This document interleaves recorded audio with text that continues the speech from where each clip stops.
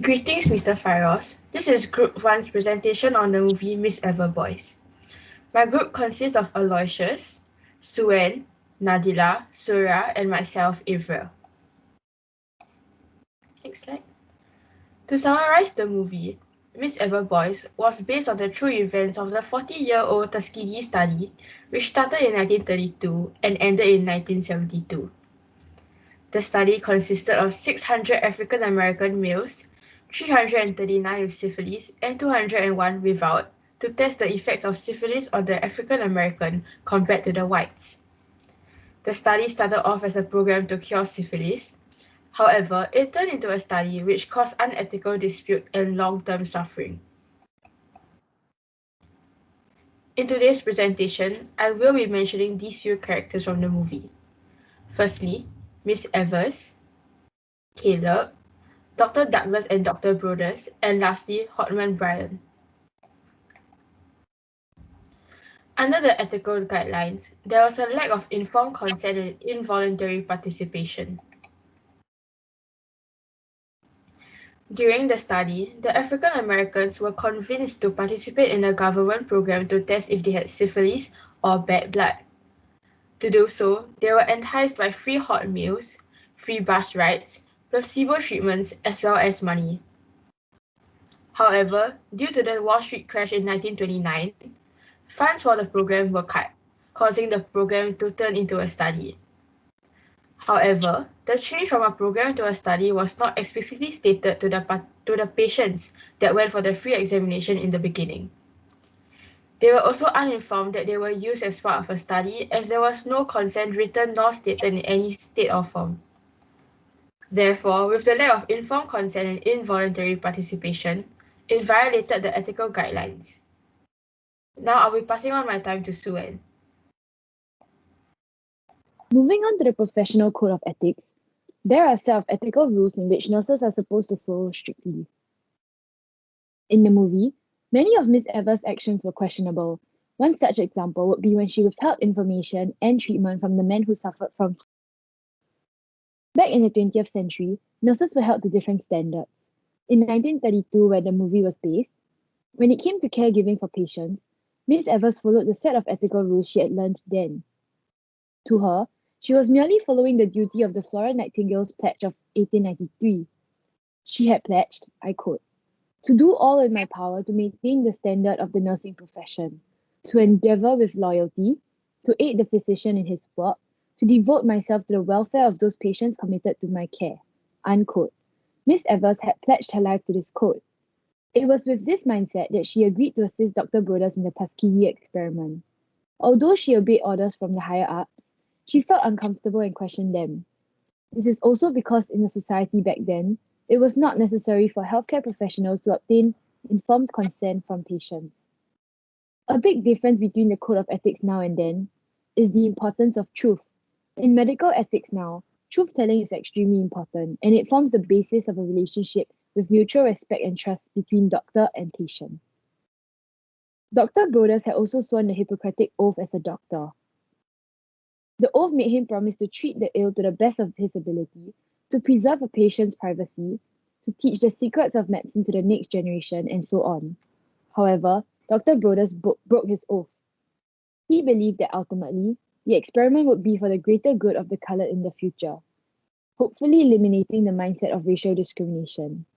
Next, we will discuss on how the research process was harmful for its participants. According to the set of rules of the Tuskegee experiment, the patients were not allowed to be cured of syphilis even after a proper cure was found. This was because doctors and researchers had wanted a thorough and accurate report of the relation between race and disease. In order to get the patients to believe that they were actually getting treatment, the hospital staff gave them vitamins and tonics good for their health, but ineffective against syphilis. These vitamins and tonics acted as a placebo. According to Dr. Broders in the movie, they had wanted to achieve the perfect study and wanted to study the patients till the end. And in this case, it was until they died from syphilis due to the lack of proper treatment. This was extremely harmful for their health. Other than the great deal of physiological harm done on the patients, they also suffered psychologically. One example would be Hotman Bryan. After years of being plagued with syphilis and not being cured, he went insane and believed that he could cure himself through homegrown means. While trying to cure himself, he drank turpentine and poisoned himself, causing his death. Another example of psychological harm that was inflicted on the research participants was seen in a scene where Big Ben was on his deathbed and Miss Evers visited him. The psychological harm in this scene could have been done unintentionally. The nurses were very cautious and tiptoed around the syphilis patients in the hospital, and this was because the nurses knew that many of the patients were on their deathbeds, yet there was nothing they could do to help them, except for provide them with emotional support.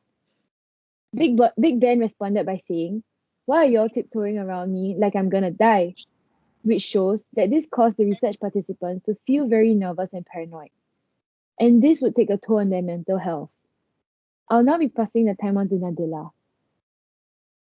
Is when participants are wrongly informed about the purpose of the research. It may be compulsory in experiments which require participants to not be aware of what is expected by the experimenter and behave as per normal to get unbiased data. Deception is to be avoided as much as possible and may be necessary as a last resort. However, in this movie, deception was used for the main bulk, starting with the beginning of the movie, when Miss Evers invited the community to get free treatment for bad blood. It continued as the participants were not fluent in English. Therefore, instead of saying the true purpose of the study, which is phyllis, they just used the term bad blood, a term for general ailments that can be easily understood by the participants. When the stock market decreased the fundings for all government programs, Dr. Douglas brainwashes the victims of syphilis to continue to think that they are being treated, but in fact, they were given placebos. Instead of using mercury rubs to properly treat them, the victims are given liniment. Once penicillin was found to be effective in treating syphilis, the victims were told that it was pointless and harmful for them, but in fact, it was withheld for the interest of the research. When penicillin was discovered, participants are not allowed to be cured. This is due to the fact that since they already have 10 years of data from the participants, the research must be continued, as 10 years is not the endpoint. All in all, from being told that it would be a 6 months research, the participants were led on to 40 years of suffering. Moving on, how were the ethical issues resolved and unresolved? The ethical issues were resolved when the study, which is one of the most notorious medical studies, was exposed in 1972 to the public by the Washington Star newspaper. This placed the study to a halt, and in 1974, the Tuskegee Health Benefit Program, THBP, was established. The THBP offered the remaining survivors free medical treatment for life and burial services. In 1975, the program was expanded to the wives and offsprings, as syphilis is transmitted by sexual contact. There is a possibility of them developing it. Moreover, after a lawsuit in 1974, a compensation of $37,500 was awarded to each survivor and $50,000 to the heirs of the deceased syphilitics.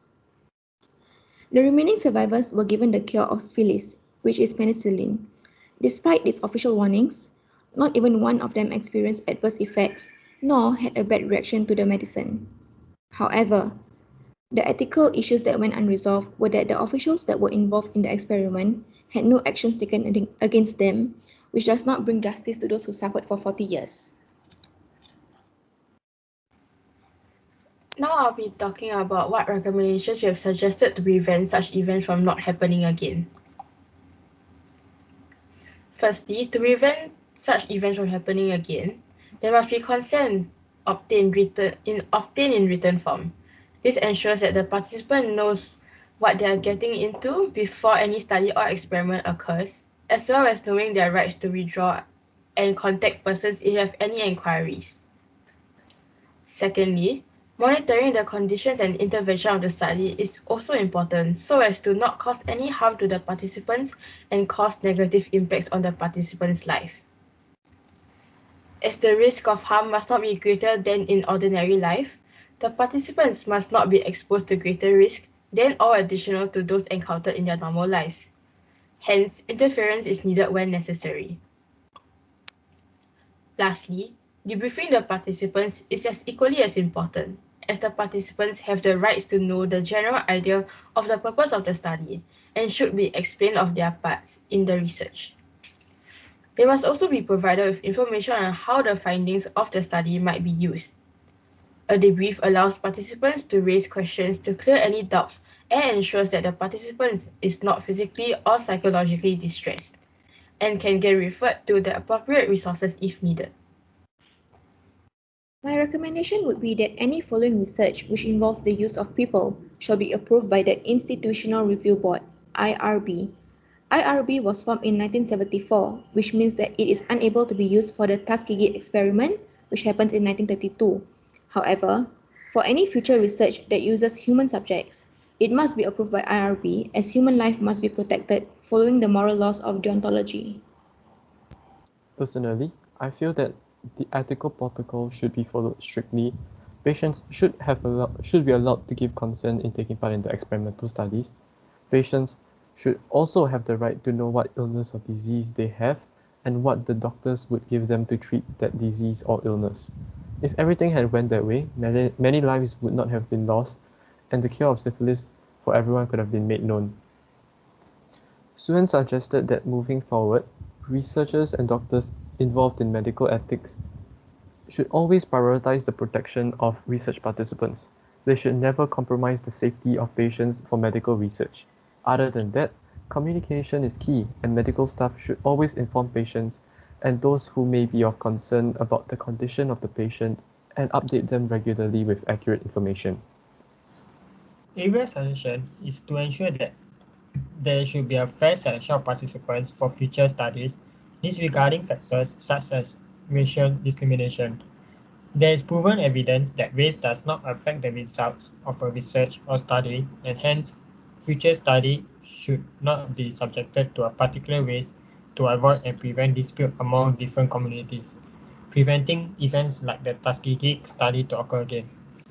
As for me, a recommendation from my end on how to prevent such things to not happen again would be that the truth should have been told to the men on what they are diagnosed with actually, and should be treated to the best of their ability to make sure they will be recovered.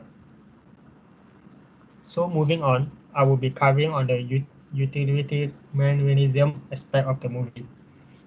In the movie, it was clear that the American government was only interested in the result of the experiment and did not care about the process and well-being of the patients.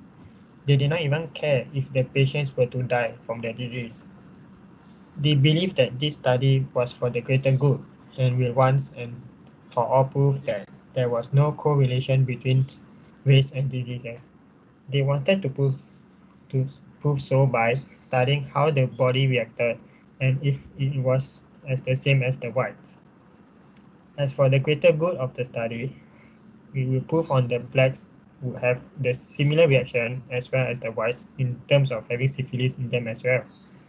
Miss Evers was thoroughly supportive of the medical treatment procedure. However, she wasn't supportive of the change in the purpose of the program, which was to study the patients without administering treatment. Even though she didn't support the ethical intention of the study, she grudgingly and reluctantly saw past her own emotions and perspective because she wanted her patients to be cured and racial justice for the black community to be upheld. For this desired outcome to manifest, she had to follow her doctor's and supervisor's instructions in carrying out the study professionally. This resulted her having to let go of her personal feeling for the sake of the study and do what she believed was for the greater good, thus making it impersonal. So now I'll be comparing both the advantages and the disadvantages from the movie How Utilitarianism Affected. The advantages were that the participants were able to receive incentive which consists of money, food, and overall the quality of health among the people improved. On the other hand, the participants did not have any say, and this as well as majority suffer for the greater good. Now I'll be handing over my time to Aloysius. Looking at the movie in terms of deontology, some examples would be morality as a matter of duty for Miss Evers and her breaking absolute moral laws like do not steal and do not lie, and Caleb who believes that every life matters. Miss Evers had to take her role of a nurse very seriously by carrying out the doctor's orders no matter the consequences as it was expected of her. This was seen in the movie when Miss Evers was arguing with Dr. Broders, who then raised his voice, saying that as a job as a nurse, Miss Evers should listen to instructions given by him, the doctor, and the one leading the study. Miss Evers broke absolute moral laws, as seen in the part of the movie where she waits for an on-duty nurse to make her rounds to steal a vial of penicillin to give to Brian Hotman, breaking the moral law of do not steal. She lied to patients that were waiting for treatment by withholding true information and making them believe that what they had was bad blood. She helped to lie to the patients that they were getting the best treatment when they were, in fact, getting no treatment, or which in this case would be placebo treatments, which went against the moral law of do not lie. In Caleb's case, he felt that it was unfair that Miss Evers told him what was actually going on with the illness and the study, and not telling everyone else the truth. He felt that everyone whose lives were at risk should at the very least have known what disease was affecting them and why they were not getting any better. For deontology in the movie, an advantage would be that the study was able to be completed as the doctors and nurses stuck to doing what was their moral duty, which in this case would be to complete the study as tasked by their superiors and report the findings on how syphilis works on black males, and possibly eliminating the mindset of racial discrimination. For the disadvantage, it is very easy for someone's life to be at stake if moral laws were not allowed to be broken, as seen in the movie, as many men died from syphilis even though it could have been avoided if the doctors and nurses went against their moral duties and gave the medicine to the men. Another disadvantage would be that it is difficult to decide on going against moral duties when met with an opposing moral duty.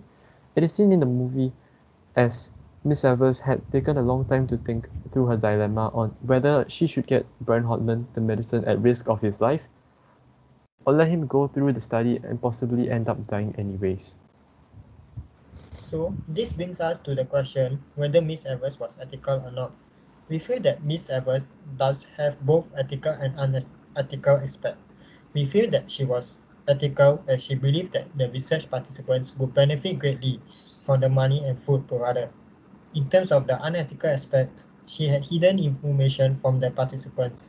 Therefore, for us to really figure out whether she is ethical or not, one should be in her shoes to make the right judgment.